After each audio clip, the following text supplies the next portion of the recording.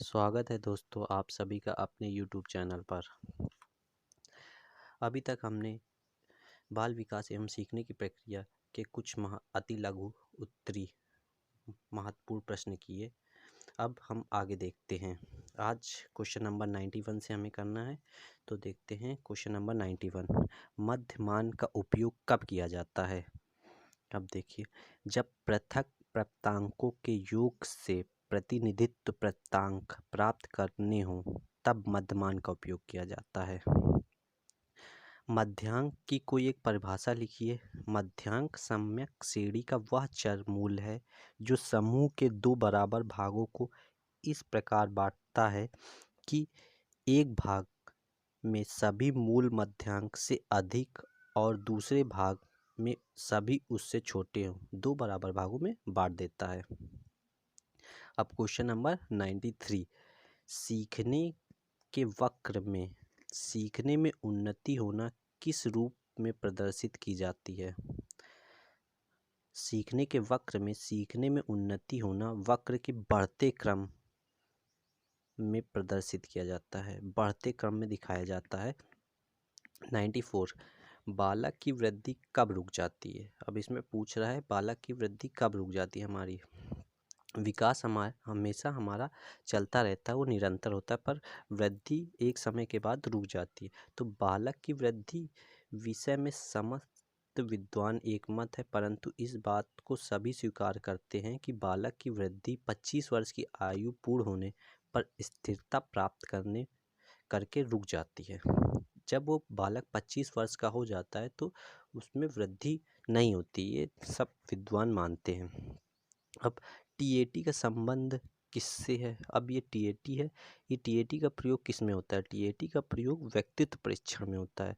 जब किसी व्यक्ति का व्यक्तित्व परीक्षण करना होता है तो हम टीएटी का प्रयोग करते हैं। इसका प्रतिपादन मारे एवं मार्गन ने किया था, मूरे एवं मार्गन था। Question number 96। स्मृति का मुख्य कार्य क्या है?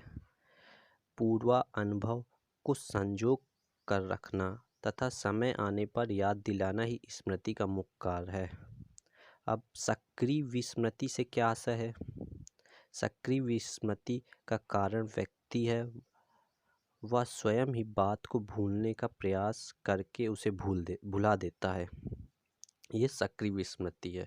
फ्रॉड ने भी एक परिभाषा दी है। उसके अनुसार हम विस्मृति को क्रिया द्वारा अपने खुद अनुभव को स्मृति से निकाल देते हैं। फ्रॉड क्या कहते हैं?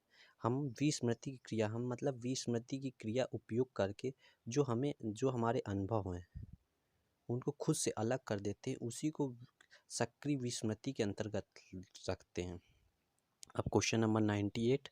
अभिप्रेरणा का क्या अर्थ है? अभिप्रेरणा एक प्रक्रिया है जिसमें सीखने वाले की आंतरिक शक्तियाँ या आवश्यकताएं उसके वातावरण में विभिन्न लक्ष्यों की ओर निर्देशित होती हैं।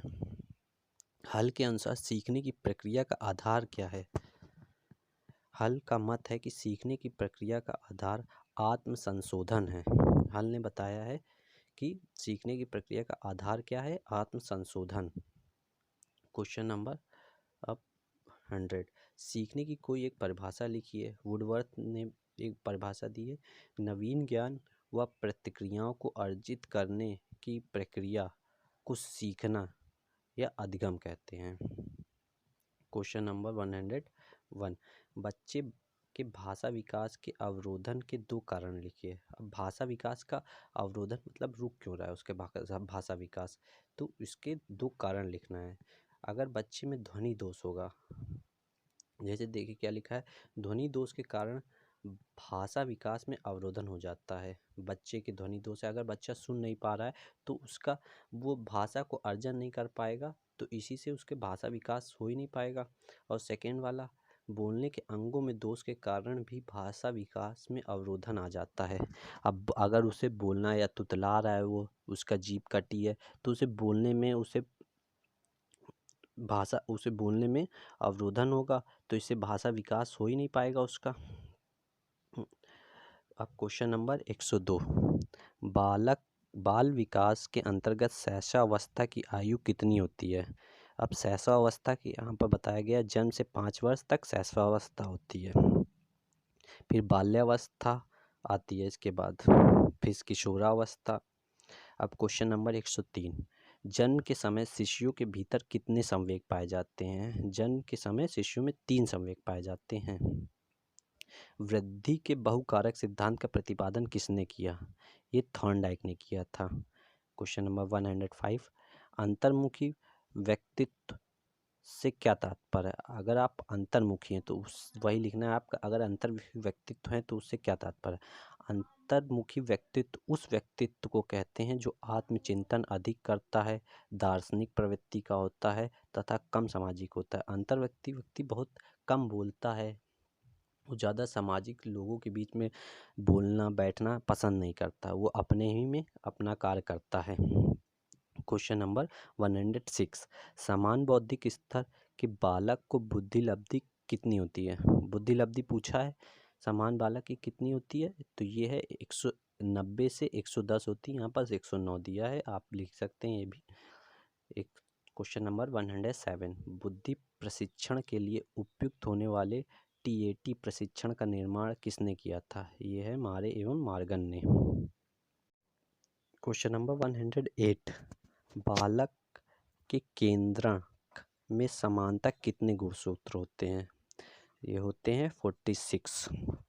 क्वेश्चन नंबर 109, सीखने के स्थानांतरण संप्रत्यय को स्पष्ट कीजिए। सीखने के स्थानांतरण से आशय है कि किसी विषय के सीखने से उपलब्ध ज्ञान अथवा किसी कार्य का अभ्यास करने से प्राप्त होने वाले प्रशिक्षण का दूसरे परिस्थितियों में प्रयोग करना ही सीखने का स्थानांतरण कहलाता है। समझे आप? जैसे आप किसी चीज़ को कुछ कार्य करने में आप वहाँ पर वो सीख गए, अब उसी सीखी हुई वस्तु का वो दूसरी चीज़ में आप प्रयोग करते हैं तो सीखने का स्थानांतरण कहलाता है। क्वेश्चन नंबर 110, बालक के कोशों एवं पेशियों के में समय के साथ साथ होने वाले वह परिवर्तन जिसके कारण वह निश्चित समय पर ही कोई कार्य करने के योग्य होता है, क्या कहलाता है? ये परिपक्वता कहलाता है, मैच्योरिटी। क्वेश्चन नंबर 111, वैयक्तिक एवं सामूहिक बुद्धि प्रशिक्षण में मुख्य अंतर क्या है? वैयक्तिक बुद्धि प्रशिक्षण व्यक्तिगत रूप से प्रशासित किए जाते हैं, जबकि सामूहिक बुद्धि प्रशिक्षण सामूहिक में प्रशासित किए जाते हैं। यहाँ से हमें नाम ही से पता चल रहा है, वैयक्तिक मतलब कोई अगर व्यक्तिगत होगा, सामूहिक जब जहाँ पर ज़्यादा लोग होंगे। बुद्धि प्रशिक्षण 112, पावलोव ने सीखने से संबंधित अपने सिद्धांत का प्रतिपादन किसके ऊपर किया था? ये कुत्ते पे ऊपर किया था। थॉर्नडाइक ने अपने सीखने का सिद्धांत के अंतर्गत कितने नियम की चर्चा की? 3 नियम की चर्चा की थी। भूख, प्यास, निद्रा, प्रतिष्ठा में कौन सा अर्जित अभिप्रेरणा के अंतर्गत आता है? ये अर्जित प्रतिष्ठा आती है। क्वेश्चन नंबर 115, सीखी गई सामग्री को पुनः स्मरण रखने की असफलता क्या कहलाती है? विस्मृति कहलाती है। हम किसी चीज़ को याद नहीं कर पा रहे तो वो विस्मृति के अंतर्गत आ जाती है। क्वेश्चन नंबर 116, किसी अवर्गीकृत प्रदत्त में सबसे अधिक बार आने वाली संख्या क्या कहलाती है? ये कहलाती है बहुलांक, इसे इंग्लिश में मोड भी कहते हैं। क्वेश्चन नंबर 117, पारोक्ष वस्तुओं के संबंध में चिंतन करना कहलाता है कल्पना। क्वेश्चन नंबर 118, जब कोई बालक सीखने को तत्पर होता है तब वह जल्दी से चीज़ें सीखता है। यह थॉर्नडाइक के सीखने के किस नियम के अंतर्गत आता है? ये तत्परता के नियम के अंतर्गत आता है। थॉर्नडाइक ने 3 नियम दिए थे, तो वो 3 नियम में ये तत्परता के नियम का आता है। क्वेश्चन नंबर 119, शारीरिक रचना, बुद्धि, रुचि, व्यक्तिगत गुणों में एक व्यक्ति का दूसरे से भिन्न होना कहलाता है। एक दूसरे से मतलब भिन्न होते हैं हर व्यक्ति, तो वो व्यक्तिगत भिन्नता कहलाता है।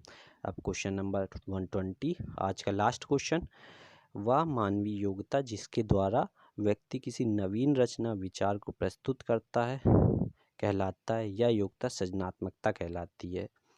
इस सीरीज़ में हमने अति लघु उत्तरीय प्रश्न को आज हमने पूरा कर लिया है। आगे हम देखेंगे कुछ और महत्वपूर्ण प्रश्न। अगर आपको यह वीडियो पसंद आया है तो लाइक कीजिए, अगर आप इस चैनल में नए हैं तो सब्सक्राइब कीजिए। धन्यवाद।